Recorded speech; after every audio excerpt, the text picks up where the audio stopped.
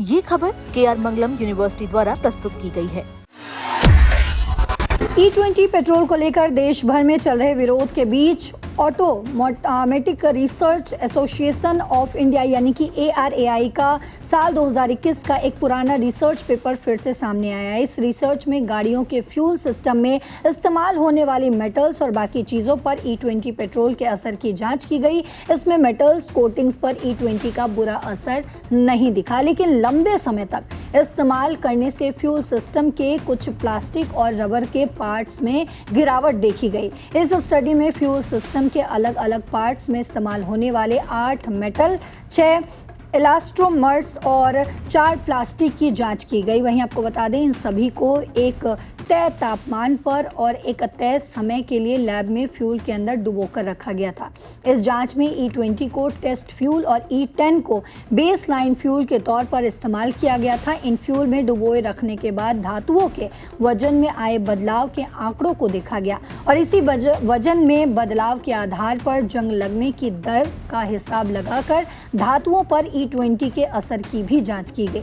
E20 के असर को समझने के लिए इनके गुणों में आए बदलाव को देखा गया। इसके लिए वजन, वॉल्यूम, टेंसाइल स्ट्रेस बढ़ाव, इम्पैक्ट स्ट्रेंथ और हार्डनेस में हुए बदलावों का मूल्यांकन भी किया गया। स्टडी में सामने आया कि जंग लगने की दर के आधार पर जांचे गए मेटल्स पर E20 का असर बहुत मामूली पाया गया। हालांकि रिपोर्ट्स में आगे ये भी जोड़ा गया कि कमर्शियल गैसोलीन की तुलना में NBR, PVC और जो है एपिको हाइड्रो पर E20 का असर ज़्यादा था। सामान्य पेट्रोल के मुकाबले PA66 की टेंसाइल स्ट्रेंथ और वॉल्यूम में बदलाव पर भी E20 का असर ज़्यादा देखा गया। वहीं जानकारी के लिए आपको ये भी बता दें कि NBR, PVC, ब्लेड, एपीक्लोरिक हाइड्रोन और PA66 जैसी सामग्रियों का इस्तेमाल फ्यूल सिस्टम में पार्ट्स में किया जाता है, जैसे गैजेट्स, सील्स, ओ रिंग्स, पाइप और होज में।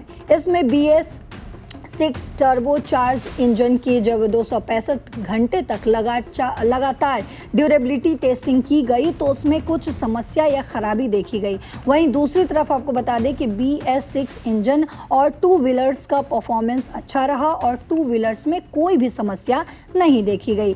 इसके अलावा एमिशन और ड्राइवेबिलिटी की जांच में सामने आया कि गाड़ी से निकलने वाला धुआं कानूनी सीमा के अंदर ही था और गाड़ियों के स्टार्ट होने या चलने में कोई दिक्कत नहीं देखी गई। जून 2021 में जारी एथेनॉल ब्लेंडिंग के रोड मैप पर नीति आयोग की एक रिपोर्ट ने ARAI के रिपोर्ट की पुष्टि की है। इस रिपोर्ट में माइलेज में संभावित गिरावट पर भी रोशनी डाली गई।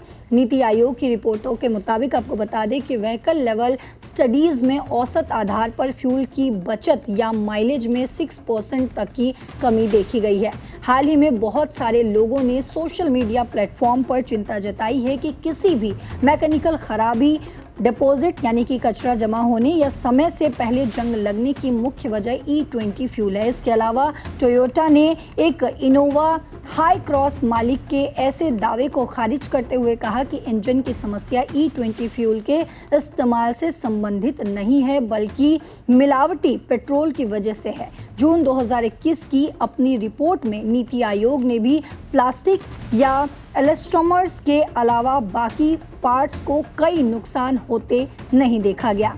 टेस्ट किए गए वाहनों ने EO और E10 और E20 टेस्ट फ्यूल के साथ गर्म और ठंडे दोनों तरह के मौसम में स्टार्ट होने और चलने के टेस्ट को पास किया। सभी मामलों में गाड़ी चलाने के किसी भी चरण में कोई गंभीर खराबी या गाड़ी के बंद होने की समस्या नहीं देखी गई। सड़क पर माइलेज ट्रायल पूरा होने के बाद इंजन के पार्ट्स में कोई घिसावट, डिपॉजिट या इंजन ऑयल की क्वालिटी में कोई खराबी नहीं पाई गई। फ्यूल सिस्टम में रबर और प्लास्टिक के पार्ट्स को होने वाले नुकसान को एथेनॉल अपग्रेड किट से ठीक किया जा सकता है। अभी तक किसी भी कार निर्माता कंपनी ने ऐसी कोई अपग्रेड किट नहीं उपलब्ध कराई है।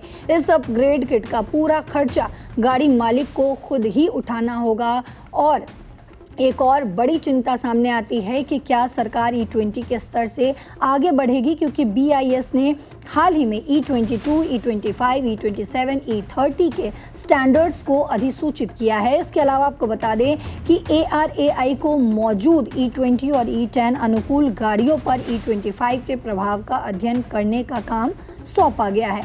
तो इस बदलाव पर आपकी जो भी राय हो कमेंट बॉक्स में ज़रूर बताते जाइएगा।